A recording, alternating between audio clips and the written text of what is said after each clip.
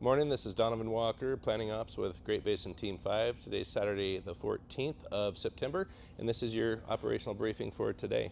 So yesterday, we were definitely able to take advantage of the moisture that came in over the previous 36 hours across the fire, anywhere from a quarter inch to up to an inch in places, but it was pretty widespread across the fire. What that allowed us to do is particularly in places that we're doing a lot of intensive mop up, for instance, around Deadwood Reservoir, the crews that are up there, rather than having to, carry a lot of water bags around with them, there was a lot of water in the ground that they were able to use to assist in their mop up, and we actually made quite a bit of progress in the mop up. Back in the southwest corner where we went back in a couple of days ago, all that line was secured and mopped up, and the little bit of hose that they did pull in there, they pulled back out. So we're good there. Continuing that into today on the east side of Deadwood Reservoir, we will continue those operations as well as check in the area in the very northeast corner that we've been in before the rain, and then after the rain, getting some, making sure there's a good check line in there and that little piece isn't moving. Around off the north here, this triple nickel road moving to Deadwood Outfitters to the north, we've extended our line several days ago to include planning all the way north to Deadwood Outfitters, and really trying to improve that road for whether it's a future need for the Nellie fire. If that were ever to be active and moving north, we would be easily able to keep that fire to the east of that road, or whether it's the goat fire, which if that were to get active again and move to the east, it would be providing protection the same way as it does for our fire, and a place for firefighters to work from. So that remains several days of work in there, and we'll continue to do that. Moving down to the south, and we did put some containment on the map in here, some completed line features in there along that Highway 17 corridor. So pretty much along our southern border of Nellie, that is all in a completed status.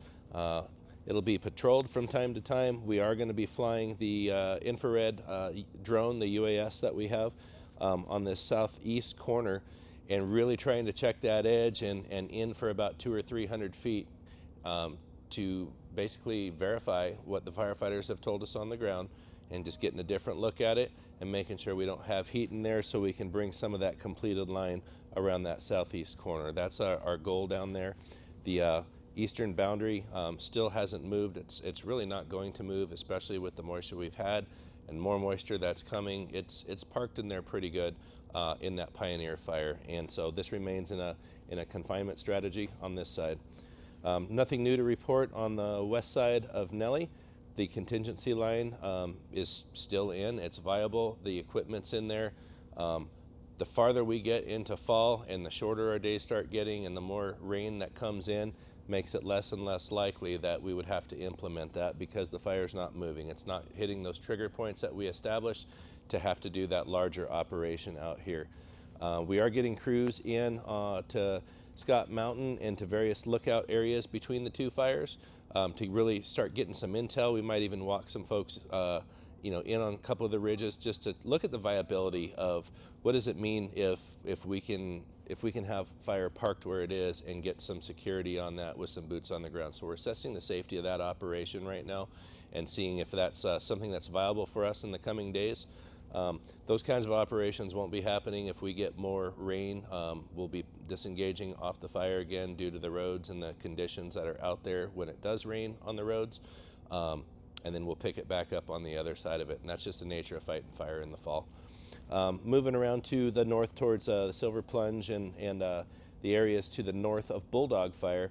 All the fuels work, the road improvement, the mastication, the chipping, that's ongoing. We broke a chipper yesterday, but I got a chipper in yesterday, so we've got to swap equipment around, get stuff in place so we can continue with those operations to protect the values at risk up in the north. And we'll continue to monitor fire activity through the day. It is going to be a little bit warmer and drier today. We're starting off pretty cold this morning. It's supposed to warm and dry today. However, We don't expect that inversion to break super soon this morning, which is when the fire really starts picking up, is when the air starts clearing, right? So we'll be monitoring today. We'll have people on the line engaged in places all over the fire and getting the good work done that needs to be done. I want to talk one more thing. Our structure and IA group currently has 8 engines assigned to it, some equipment, some overhead, so we still maintain that initial attack capability. The lightning that we got was 3 days ago now, and we can sometimes get a holdover, and that's basically when there's lots of downstrikes in an area and it comes with a little rain. Sometimes you don't immediately see the smoke, but something might be out there. It's not detectable. People can't see it from a road, can't see it from a lookout tower. It just kind of smolders around with very low intensity, very little smoke.